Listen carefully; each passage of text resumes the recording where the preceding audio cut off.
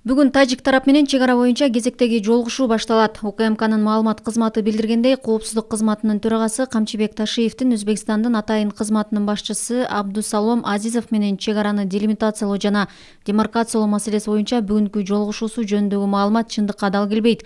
Мекемеден билдиришкендей, 15-марттан 18-мартка чейин Тажикстандын Согди облусунун Гулистан шаарында чек араларды делимитациялоо жана демаркациялоо боюнча Кыргызстан менен Тажикстандын өкмөттүк комиссияларынын кезектеги отуруму болот. Кыргыз делегациясынын өкмөттөр аралык комиссиясынын төрагасы УКМКнын жетекчиси Камчыбек Ташиев жетектейт.